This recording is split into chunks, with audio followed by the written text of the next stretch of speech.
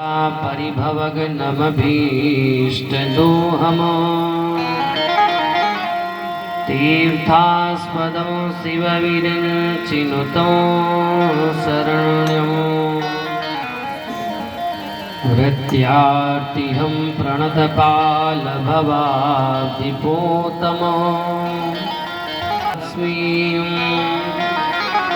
धर्मिष्ठयादिवचसा यदगादरण्यम् मायामृगं दयितैप्सितमन्वधावद वन्दे महापुरुषते चरणारविन्दम् वंशी विभूषितकरानवनीरदाभा पीताम्बरातरुणबिम्बफलाधरोष्ठा पूर्णेन्दुसुन्दरमुखादरविन्दनेत्रा कृष्णात् परं किमपि तत्त्वमहं न जाने नारायणं नमस्कृत्य नरं चैव नरोत्तमम् देवीं सरस्वतीं व्यासं ततो जयमुदीरये अज्ञानतिमिरान्धस्य ज्ञानाञ्जनशलाकया चक्षुरुन्मीलितं येन तस्मै श्रीगुरवे नमः। भक्ति भक्त भगवंत गुर चतुर्नाम वपुएक इनके पद वंदन करो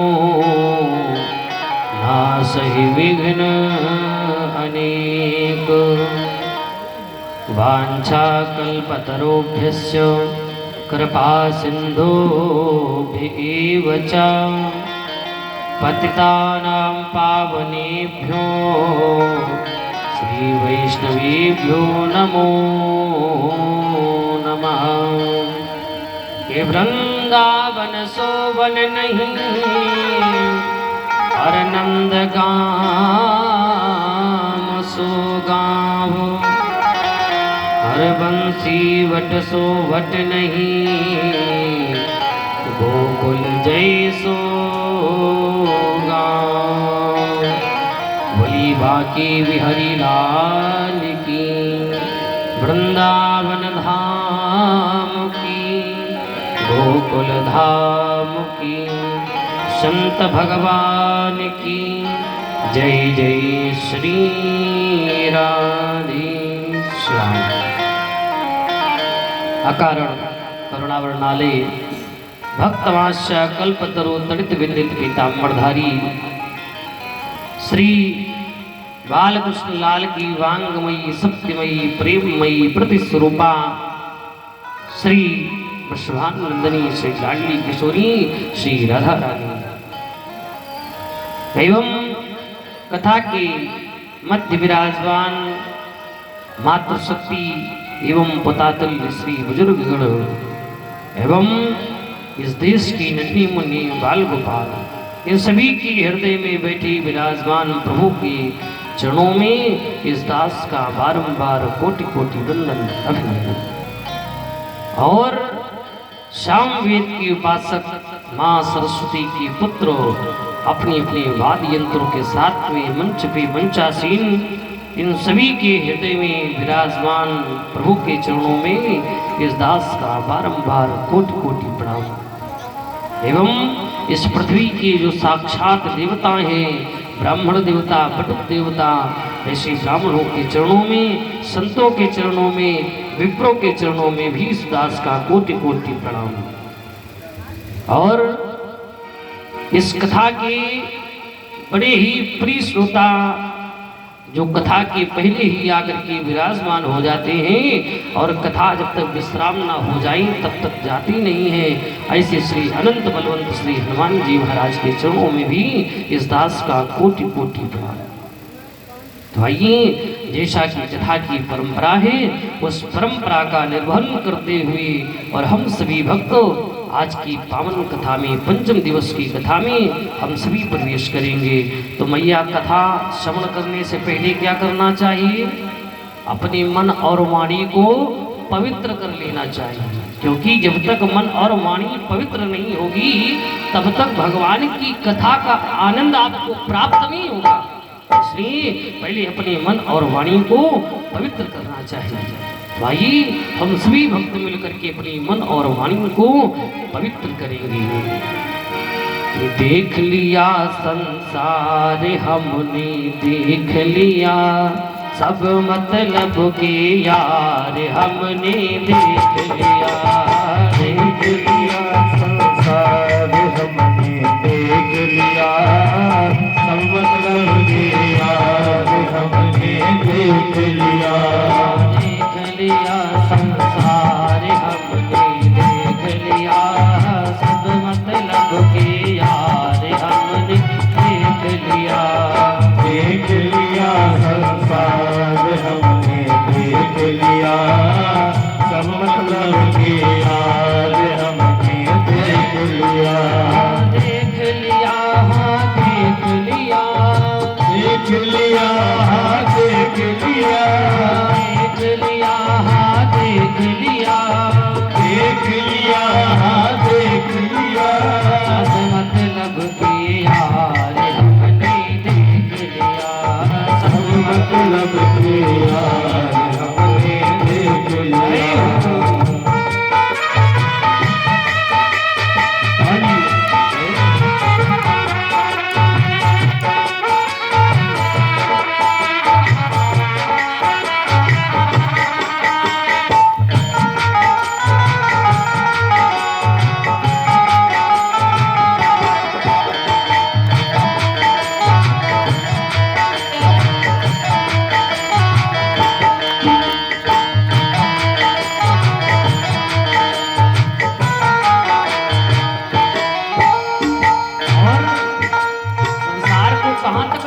तो मुझे वो देव भगवान बड़ी सुंदर पंक्ति कहते हैं। धन निरोग धन जेब में जब तक, धन निरोग धन जेब में जब तक, धन निरोग धन जेब में जब तक, धन निरोग धन जेब में जब तक, धन से सेवा करेंगे तब तक, धन से सेवा करेंगे तब तक। धन निरोग धन जेब में जब तक, धन निरोग धन जेब में जब तक, मन से सेवा करेंगे तब तक, मन से सेवा करेंगे तब तक। मानेगा परिवार हमने देख लिया, देख लिया संसार हमने देख लिया, सब मतलब के यार हमने देख लिया, सब मतलब के यार हमने देख लिया।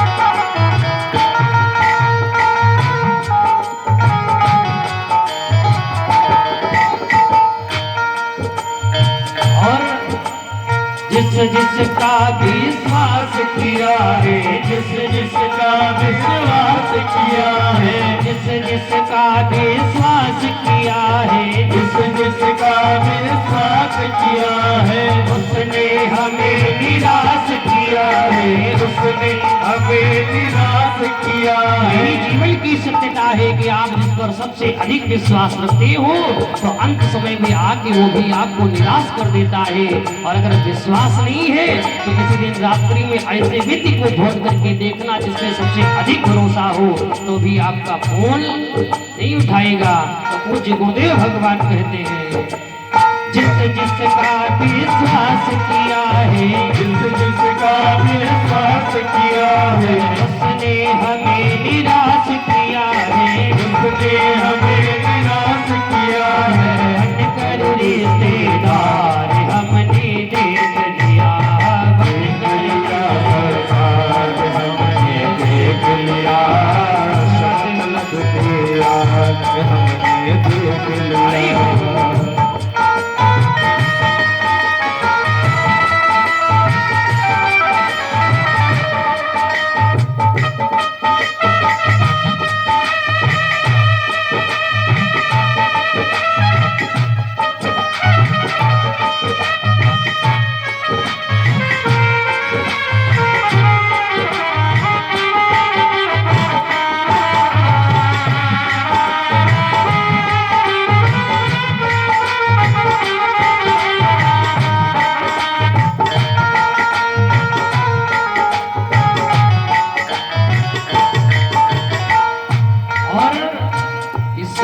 में फिर ये आप सोचते हो कि ज्यादा बड़े हो जाएंगे तो हमारा ज्यादा नाम हो जाएगा। तो पूज्य गुरुदेव भगवान कहते हैं प्रतिभा का कोई मोल नहीं है, प्रतिभा का कोई मोल नहीं है, सफल सिद्ध अनमोल यही है, सफल सिद्ध अनमोल वही है, प्रतिभा का कोई मोल नहीं है, प्रतिभा का कोई मोल नहीं है, सफल सिद्ध अनमोल यही है, सफल सिद्ध अनमोल वही है, जिसका प्रबल प्रचार हमने देख लिया, देख लिया प्रसाद हमने देख लिया, सब मतलब से हार हमने देख लिया। कर्म की सेवा और जब पूज्य गुरुदेव भगवान ने अपनी जीवन को जिया तो जीने के बाद सीखा क्या? तो पूज्य गुरुदेव भगवान अंतिम पंक्ति में लिखते हैं संतों का संदेश यही है, संतों का संदेश यही है, मूल अंग राजेश यही है, मूल मंत्र राजेश यही है, संतों का संदेश यही है, संतों का संदेश यही है, मूल मंत्र राजेश यही है, मूल मंत्र राजेश यही है, हरि समिरन में लाग हमने देख लिया, देख लिया संसार, देख लिया समस्त किया, हमने देख लिया, देख लिया संसार, देख लिया समस्त किया, हमने देख लिया, देख लिया संसार, देख लिया समस्त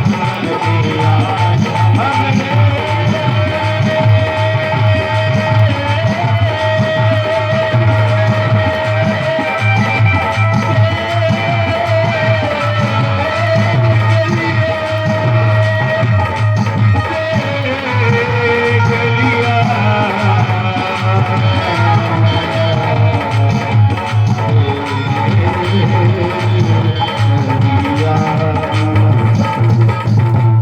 हमने गोविंद भगवान की। तो देख लिया संसार हमने देख लिया और सब मतलब की यार हमने देख लिया। इस संसार में बिना मतलब के कोई किसी से प्रेम नहीं करता मैया।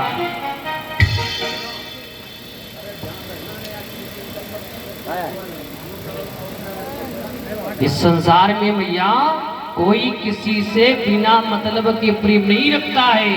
जब आपसे कोई चीज लेने की आवश्यकता होगी तभी वो व्यक्ति आपसे इतना प्रेम दिखाएगा कि मानो हमारे सिवा आपका संसार में इतना अच्छा भी कोई है ही नहीं। इस संसार का नियम है भैया। तो आओ आज पंचम दिवस की पावन कथा में हम सभी प्रवेश करेंगे। तो मैया कल कथा कहाँ चल रही थी? कल कहाँ चल रही थी? भूल ही गए? हाँ? बता दो भैया, कथा पंडाल के नीचे चल रही थी। प्रेम से बोलो राधे राधे। कल हमारी गोविंद का पावन अवतार हुआ। श्री वसुदेव जी महाराज भगवान को लेकर के, मेरे गोविंद को लेकर के, और आज नंद भवन में जाकर के लिटा दिया और वहां पर जो कन्या लेटी थी उसको ला करके और कारागार में पुनः वैसे ही ताली लग गई जैसे पहली लगी हुई थी। कल की बड़ी पावन कथा आपने सुनी। आइए आज हम सभी भक्त पावन नंद महोत्सव की ओर चलते हैं। आज नंद भवन में जैसे ही श्री नंद बाबा को पता चला कि मेरी 90 वर्ष में भी बालक हुआ है, तो आज उनके उत्सव का, हंसी का, प्रसन्नता का पारावार ही नहीं रहा। तो आज नंद बाबा ने अपनी सारी खजाने खुलवा दी और आज नंद भवन में पावन उत्सव हो रहा है। तो आइए हम सभी भी पावन नंद महोत्सव की कथा को श्रवण करते हैं। तो श्री सुखदेव भगवान एवं श्री वेद व्यास जी भागवत कथा में लिखते हैं, नंदस्त्वात्मज उत्पन्ने जाता राधो महामना। नंदस्त्वात्मज उत्पन्ने जाता राधो महामना।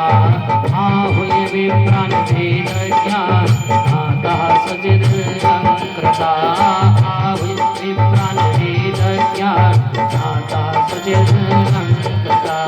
वाचयित्वा सस्तैनं जाच कर्म जस्य भये। वाचयित्वा सस्तैनं जाच कर्मात्मजस्य भये। कारयामास देवार्चनो। इसी प्रकार से श्री सुखदेव भगवान 18 श्लोकों में पावन नंद महोत्सव की कथा को राजा परीक्षित को स्मरण कराते हैं। राजा परीक्षित सुखदेव भगवान से बार बार कहते हैं कि सरकार, आप मेरी भूख और प्यास की चिंता मत करना। आज पंचम दिवस हो गया है, पर मेरे गोविंद की कथा इतनी सुंदर है कि जिसके कारण हमारी शरीर में भूख और प्यास ही नहीं लग रही है। इसलिए आप मेरी भूख और प्यास की चिंता मत करना, आप तो बस गोविंद की गुणानुवाद मुझे सुनाते रहिए, इसी में मुझे आनंद आ रहा है। तो श्री शुक्राचार्य जी महाराज नंद महोत्सव का 18 श्लोकों में गायन करते हैं और ऐसा लगता है कि जैसे 18 श्लोक नहीं 18,000 श्लोकों में नंद महोत्सव को लिख दिया हो।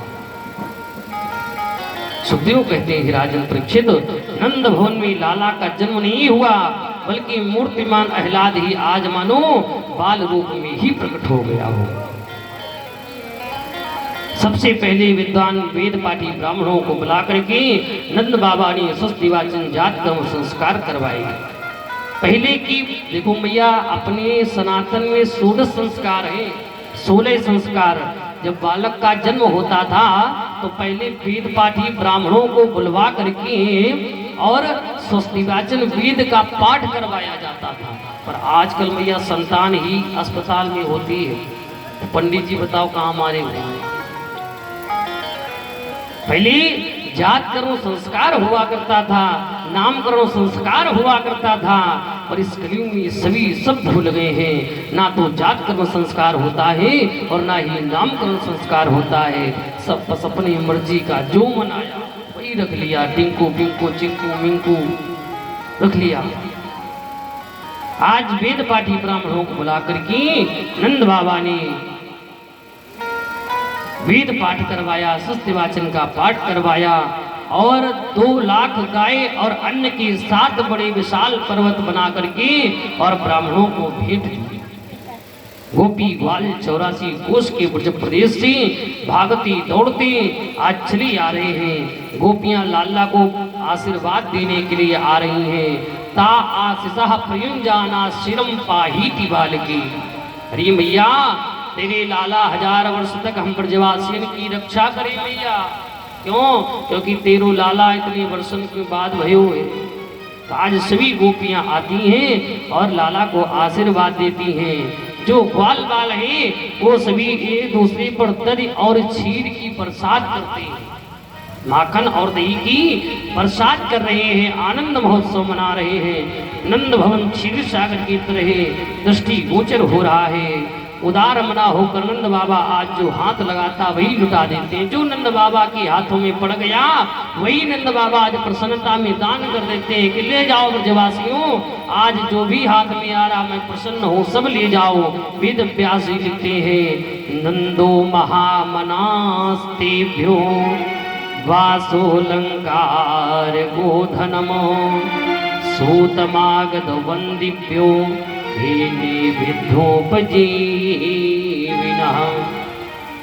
नंद बाबा का मन आज इतना विशाल हो गया कि आज लाला के जन्मोत्सव में अपना सर्वस्व लुटाए जा रहे हैं।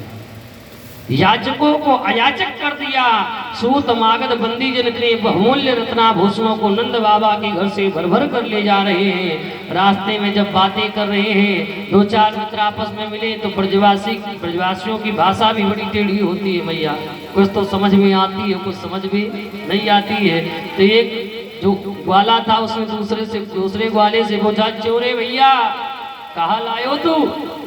तो दूसरों ब्रजवासी बोलो, लाला मैं तो दूसरे वाली नंबर पे गेट पे गयो तो और वहां पे सुंदर सुंदर बर्तन बट रहे थे और मैं चांदी के बर्तन को लायो। जो दूसरों वाला बोलो तो आवरो है जो 5 नंबर गेट पे जा देख सोने के बर्तन बट रहे। अब जो पहला ग्वाला वही बर्तन फेंक दिए चांदी की, दौड़ के गया और 5 नंबर गेट से लेकर के सोने की बर्तन आ रहा है। ऐसे नंद बाबा के यहाँ नंद महोत्सव हो रहा है कि जिसको जो नंद बाबा पा रहे हैं उठा करके और दान दे रहे हैं। ऐसा पावन नंद महोत्सव चल रहा है।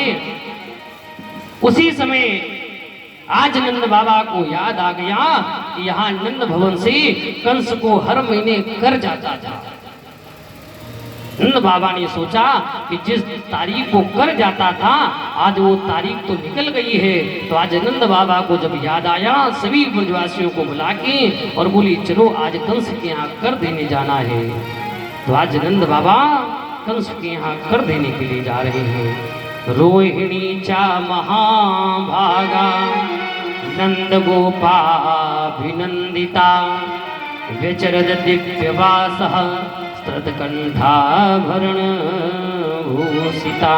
श्री वेदव्यास जी सुंदर सुंदर श्लोकों में लिखते हैं कि गोपान गोकुल रक्षायाम निरूप्य मथुराम गतः नंदः कंसस्य वार्षिक्यम परम दातुम कुरु। जैसे ही आज नंद बाबा को याद आई कि चलो कर देने के लिए जाना है, तो आज श्री नंद बाबा कंस के यहाँ कर देने के लिए जा रहे हैं। और जैसे ही कंस के यहाँ कर देने जा रहे थे तो श्री वसुदेव जी महाराज की दृष्टि नंद बाबा के ऊपर पड़ी। वसुदेव जी महाराज ने तब तो कुछ नहीं बोला। नंद बाबा गए और जाकर के कंस को कर प्रदान किया। कर प्रदान करने के बाद में जैसे ही आज नंद बाबा वापस कंस के भवन से निकले तो वसुदेव जी ने कहा, भैया राम राम। नंद बाबा बोले, भैया राम राम। वसुदेव जी ने सोचा कि मैं इनके विश्वास पे अपने लाला को इनके भवन में लेटा करके आया था और आज ये यहाँ कंस के यहाँ घूम रहे हैं। अब वो लाला को मारने के लिए घूम रहा है। वसुदेव ने कहा, भैया यहाँ क्या करने आए थे? नंद बाबा ने कहा कि कर देना था राजा कंस को, इसलिए मैं आया था। वसुदेव जी ने कहा कि नंद बाबा बिल्कुल सत्य बात है, आप कर देने आए थे, बहुत अच्छी बात है, पर मुझे ऐसा हृदय से लग रहा है कि आप तुरंत अभी अपने भवन में जाइए। ऐसा मुझे लग रहा है कि वहां पर कुछ गलत ना हो जाए। नंद बाबा ने सोचा नंद बाबा ने सोचा कि इतना बड़ा ये ज्योतिषाचार्य है वसुदेव, ये अगर कह रहा है तो इसका मतलब कुछ न कुछ अनिष्ट जरूर होने वाला होगा।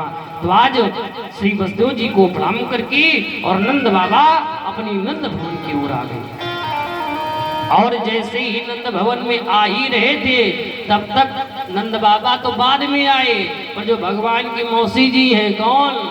पूतना मौसी चली आ रही है। कंस को जब पता चला कि मेरा काल कहीं जन्म ले चुका है तो आज कंस के पास पूतना आई और बोली, भैया आप आश्चर्य में क्यों बैठे हो?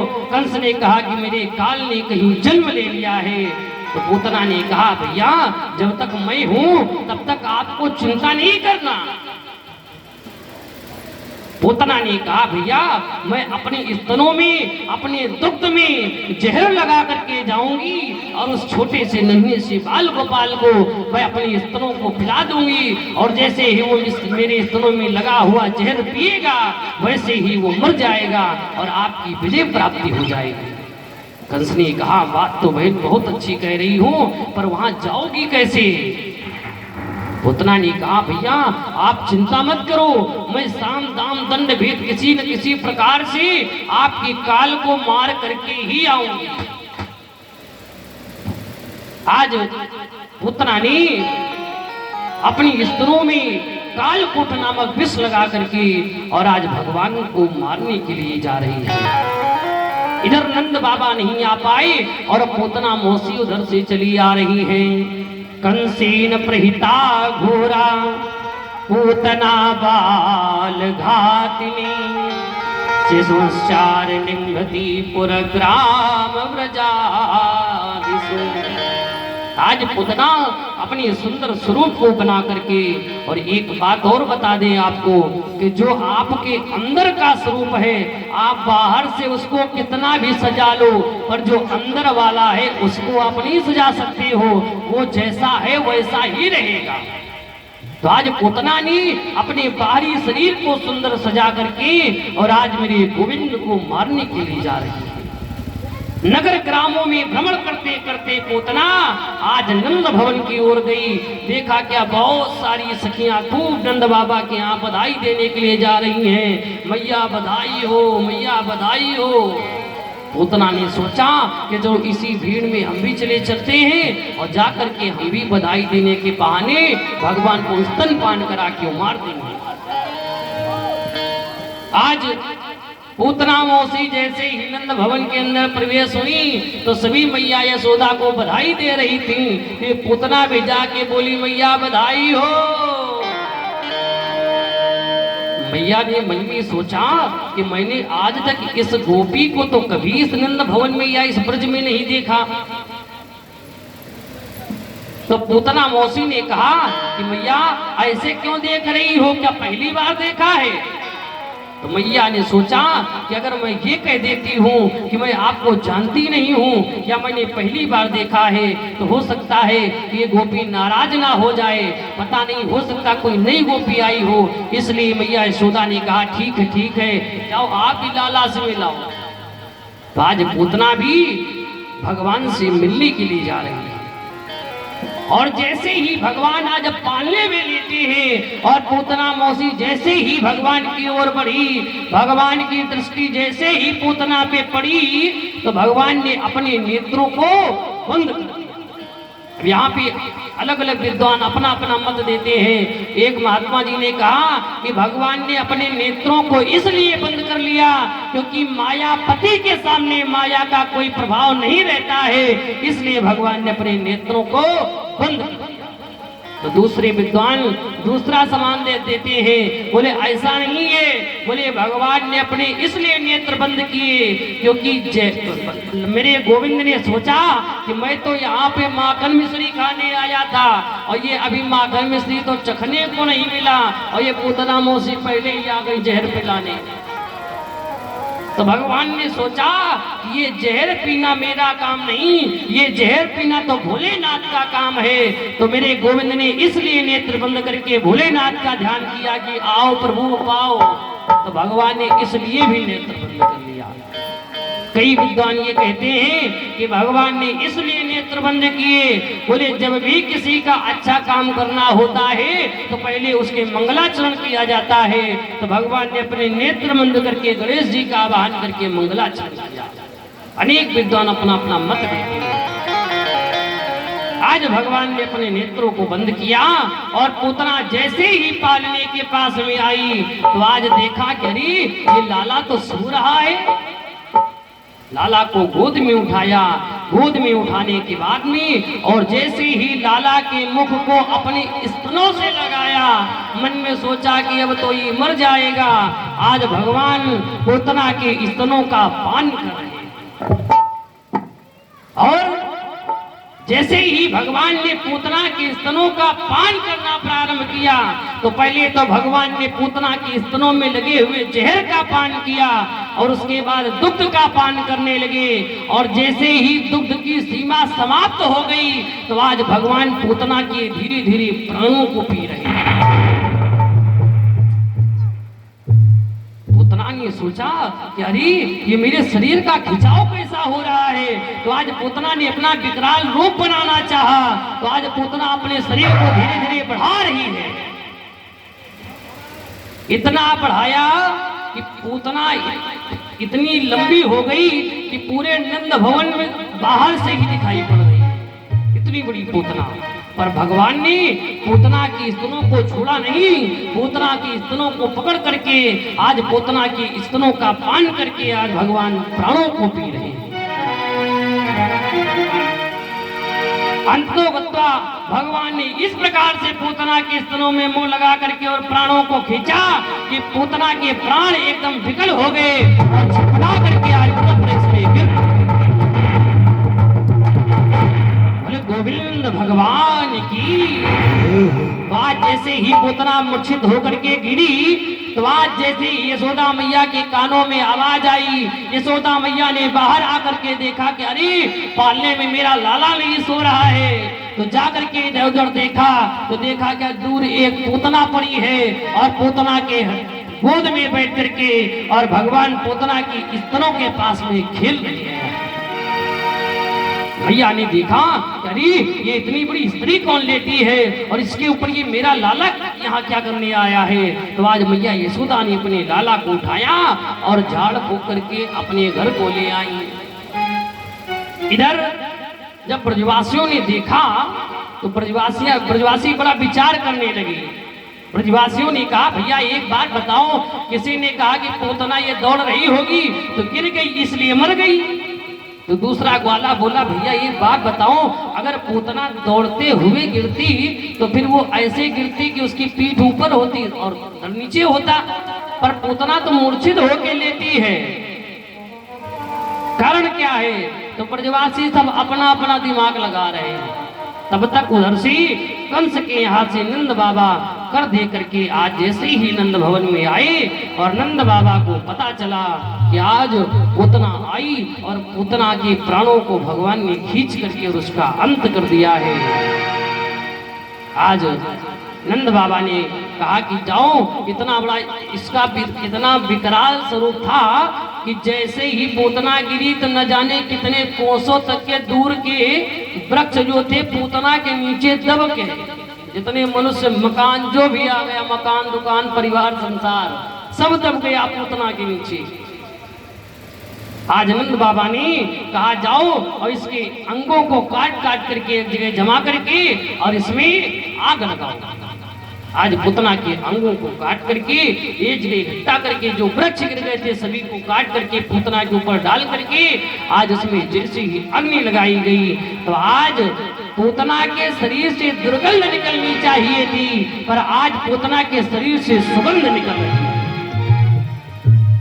तो विद्वान जन कहते हैं कि अरे पूतना ने इतना बड़ा पाप किया था तो पूतना के शरीर से दुर्गंध आनी चाहिए थी, पर ये सुगंध क्यों आई। तो दूसरे विद्वान कहते हैं कि जो भगवान कृष्ण को यशोदा मैया को या अपने माँ देवकी को गति प्रदान करनी थी वो आज भगवान ने पहले ही पूतना को दे दी है, क्योंकि स्तनपान कराने का अधिकार केवल माँ को है। इसलिए आज पूतना ने अपना पुत्र समझ करके भगवान ने कहा इसने तो हमारी माँ का अधिकार लिया है, इसलिए पूतना के जब अग्नि लगाई गई तो आज दुर्गंध नहीं वहां से सुगंध निकल रही। बोलो गोविंद भगवान की। तो आज पूतना की अंगों को काट करके जलाया गया और आज पूतना का भी मोक्ष हो गया। लेकिन कंस के मन में ये विचार है, देखो एक बात और आपको बताएं कि भगवान राम का जब अवतार हुआ तो भगवान राम ने किसी को ये बताया नहीं कि हम भगवान हैं, पर जब भगवान कृष्ण का अवतार हुआ तो बचपन से ही बताने लगे कि हम भगवान हैं। राजा कंस को मौका ही नहीं देते कि तुम ये पता कर पाओ कि हमारा काल कहाँ है। राजा कंस जिस भी व्यक्ति को जिस भी राक्षस को भेजता है तो भगवान उसको दोबारा वापस जाने नहीं देते हैं। पूतना आई, पूतना को वहीं खत्म कर दिया। अक्टासुर, बक्टासुर, खगासुर जो भी राक्षस आए वहीं आए, जय हो, वहीं राम नाम सत्य कर दिया। आज पूतना का उद्धार किया तो आज राजा कंस ने सकट भंजन को भेजा कि जाओ और जाकर के मेरे काल का अंत करके आओ। तो आज या ये तद पूतना मोक्षम कृष्णस्यार्भकमद्भुतम शृणुया श्रद्धया मृत्यु गोविंदो लभते रतिम। आज जैसे ही पोतना का उद्धार किया आज मेरे गोविंद ने, तो एक दिन प्रभु का जन्म नक्षत्र आया, तो मैया तो किसी न किसी बहाने से आज उत्सव ही मनाया करती। जब से भगवान का अवतार हुआ तो मैया किसी न किसी बहाने से रोज हर दूसरे दिन से कोई न कोई जन्मोत्सव मनाती है। कहीं करवट बदलने का जन्मोत्सव, किसी दिन का जन्मोत्सव। तो आज मैया जन्मोत्सव मना रही थी करवट बदलने का। बोला मेरे लाल ने आज पहली बार करवट बदली है, इसलिए जाओ और सभी गोपिकाओं को बुला करके ले आओ कि आज मेरे लाला ने पहली बार करवट बदली है। तो आज भजन संगीत होंगे। आज सभी सखियों गोपिकाओं को बुला के लाया गया। तो आज मैया ने सोचा कि अगर यहाँ पर लाला सो रहा है और यहाँ पे भजन होंगे तो लाला कहीं जग न जाए, इसलिए यशोदा मैया ने अपने लाला को उठा करके और एक बैलगाड़ी के पास में रख दिया। बैलगाड़ी के पास रख दिया और ये जो सकड़ भंजन है ये उसी बैलगाड़ी में आकर के बैठ गया। ये बैठ गए आकर के, तो अब भगवान वहीं पर लेटे लेटे सो रहे हैं। और जैसे ही यशोदा मैया अपना महोत्सव मनाने लगी, इधर भगवान के नेत्र खुले। तो भगवान ने सोचा मैया तो वहाँ पे खूब भजन सुना रही है, भजन गा रही है, अब यहाँ से अगर हम बुलाएंगे भी तो मैया को सुनाई नहीं पड़ेगा। तो बच्चों की बड़ी अच्छी आदत होती है, रोना प्रारंभ कर देती है। भगवान भी खूब तेज से रोए, पर मैया इतना मगन है महोत्सव में कि मैया ने लाला की आवाज को ही नहीं सुना। जब मैया ने लाला की आवाज को नहीं सुना और लाला खूब छटपटाता है कि मैया आ जाए, पर मैया नहीं आई। इधर वो सकड़ भंजन जो है सकटासुर, वो उसी बैलगाड़ी में बैठा था। आज उस सकटासुर ने भगवान को उड़ा करके और सोचा जाए आकाश से छोड़ देंगे तो आज भगवान की गोविंद की इस लाला की मृत्यु हो जाएगी। तो आज उस गोविंद को लेकर के जैसे ही सकटासुर ऊपर उड़ा बैलगाड़ी के रूप में, तो आज भगवान ने एक पैर का प्रहार बैलगाड़ी पे किया और सकटासुर का भी प्राणांत। बोले सकटासुर मर्दन भगवान की जय। आज भगवान ने सकटासुर का भी उद्धार किया है। आगे चल करके एक तड़ावर्त नाम का राक्षस था, कंस ने उसको भेजा कि जाओ और मेरे काल का अंत करके आओ। आज तड़ावर्त भी गया और भगवान को मारने के लिए भगवान ने आज तड़ावर्त का भी उद्धार कर दिया है। जितने राक्षस हैं, देखो एक बात और आपको बता दे, किसी व्यक्ति ने पूछा जाकर के भगवान से कि आप ये बताओ कि आप हमेशा देवताओं का ही उद्धार किया करते हो, कभी राक्षसों का नहीं किया? तो भगवान ने राक्षसों का भी उद्धार किया। ये सभी राक्षसें तो हैं, पूतना, अक्टासुर, बक्टासुर, खगासुर। तो आज भगवान ने तृणावर्त का भी उद्धार कर दिया है। एक दिन इधर मथुरा में श्री वसुदेव जी एक एक दिन गिनते हुए विचार करते हैं कि आज मेरा लाला पूरा 1 वर्ष का हो जाएगा। अब भगवान जाने वा का नाम का धर हो जाए। सो अपने कुल पुरोहित श्री गर्गाचार्य जी महाराज जी को जाकर के बुलाया कि गुरु जी आप तो सब जानते हो, आप त्रिकालज्ञ हो, आओ बताओ आकर के कि अपने लाला का नाम क्या रखे। आज श्री गर्गाचार्य जी को महाराज जी को बुलाया गया। गर्गाचार्य जी आए तो गर्गाचार्य जी नंद बाबा से कहा, देखो भाई हम कंस के यहाँ के आचार्य हैं और पहले के लोगों के पुरोहित भी एक ही होते थे। अब आजकल पंडित जी भी खूब बदल रहे हैं, आज ये आ रहे तो कल भी आ रहे, परसों ही आ रहे हैं, ये भी बहुत चल रहा। वैसे पुरोहित एक होता है, एक पुरोहित बना लीजिए, फिर सारे कार्य उसी से कराने चाहिए। तो श्री गर्गाचार्य जी महाराज ने कहा कि देखो हम कंस के पुरोहित हैं, इसलिए हम आपके बालकों का नामकरण संस्कार नहीं कर सकते हैं, क्योंकि अगर कंस को पता चल गया अरे मेरे काल का नामकरण संस्कार करके आए हैं गर्गाचार्य जी, तो अपने राज्यसभा से निकाल देंगे। नंद बाबा ने कहा, देखो गुरुजी आप इस बात की चिंता ना करो, चलो गौशाला में चुपचाप नामकरण संस्कार कर दो, किसी को पता भी नहीं चलेगा। तो आज श्री गर्गाचार्य जी महाराज गौशाला में जाकर के सुंदर आसन बिछाया गया, उस पर श्री गर्गाचार्य जी को विराजमान किया गया। आज नंद बाबा ने जैसे ही अपने यशोदा मैया के पास खबर भिजवाई कि जाओ लाला को ले आओ, आज लाला का नामकरण संस्कार गौशाला में होगा। तो आज यशोदा मैया रोहिणी मैया ने एक विचार किया। यशोदा मैया रोहिणी मैया से कहती है कि ये जो पंडित है इसका बड़ा नाम चल रहा है इस समय, एक काम करो अपनी अपने लाला को बदल लिया जाए। अगर ये विद्वान पंडित, ये विद्वान ब्राह्मण होगा तो ये बता देगा कि ये रोहिणी का पुत्र है, ये यशोदा का पुत्र है। और ऐसे अगर पन्ना पलटने वाला होगा तो नहीं बता पाएगा। तो रोहिणी मैया ने भगवान कृष्ण को ले लिया और यशोदा मैया ने भगवान बलराम जी को लिया। ले जाकर के आज जैसे ही गौशाला में दोनों रानियों ने अपने अपने पुत्र को बिठाया, तो आज जैसे ही श्री गर्गाचार्य जी महाराज ने रोहिणी की गोद में जो बालक है उसको देखा, तो देखने के बाद में समाधि लग गई श्री गर्गाचार्य जी महाराज जी की। गर्गाचार्य जी ने सोचा, अरे ये इतना सुंदर स्वरूप का बालक, ये कोई साधारण नहीं हो सकता है, इसका मतलब ये तो परमात्मा है। इनके नाम अनेक अनूपा, इनका कोई एक नाम नहीं होगा, इनके तो बहुत नाम होंगे। आज जैसे ही गर्गाचार्य जी की दृष्टि पड़ी भगवान पर, तो आज गर्गाचार्य जी महाराज की समाधि लग गई। और जब गर्गाचार्य जी की समाधि लग गई तो मैया आपस में बात करने लगी, अरे यो पंडित जी तो आयो तो नामकरण करने, भैया की तो समाधि लग गई। 2 मिनट 10 मिनट 5 मिनट 5 घंटे बीत गए। जब गर्गाचार्य जी की समाधि नहीं खुली तो मैया आपस में वार्ता करने लगी कि ऐसा तो नहीं कि गुरु जी सिधार गए। बड़ी देर बीत गई तो नंद बाबा ने गर्गाचार्य जी के दाढ़ी पकड़ के हिलाया तो एकदम समाधि टूटी। तो नंद बाबा ने पूछा, भैया क्या हो गया? अरे बोले कुछ नहीं, आपके लाला को देख के ऐसी समाधि लग गई, ऐसा प्रेम उमड़ आया कि जिसके कारण हमारी समाधि लग गई। आज गर्गाचार्य जी महाराज ने कहा कि ये जो रोहिणी यशोदा के गोद में लाला है, इसके बल अधिक होने के कारण, संकर्षण होने के कारण ये रोहिणी का पुत्र है, इसलिए इसका नाम बलराम पड़ेगा। और ये जो रोहिणी के गोद में लाला खेल रहा है ये काला काला होगा, इसके नाम बड़े अनेक होंगे। बोले कोई कनुआ कहेगा, कोई कृष्ण कहेगा।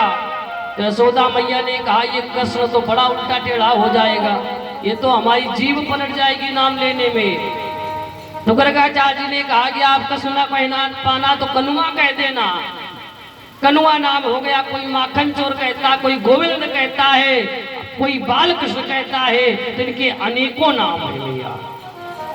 आज श्री गर्गाचार्य जी महाराज ने सुंदर नामकरण संस्कार भगवान का किया। आज भगवान धीरे धीरे बड़े हो रहे हैं। आज भगवान जब थोड़े और बड़े हुए तो प्रभु को लगा कि चलो हम आए थे ब्रजवासियों का कल्याण करने, तो अब धीरे धीरे ब्रजवासियों का कल्याण किया जाए। तो आज भगवान ने ब्रजमामाओं के लिए, आज भगवान घर से निकले, अपने नंद भवन से निकले, बोले चलो आज थोड़ा ब्रजवासियों का भी कल्याण किया जाए। मैया से कहा, मैया आज मुझे ब्रज घूमने का मन हो रहा है। तो मैया ने कहा, लाला अभी तो बहुत छोटे हो, थोड़े और बड़े हो जाओ तब ब्रज घूमना। भगवान ने जिद कर दी, बोली मैया मुझे तो आज ही ब्रज घूमनो है।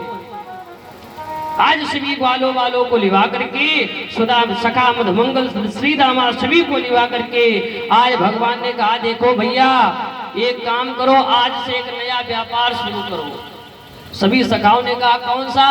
बोले आज से माखन चोरी किया जाया करे।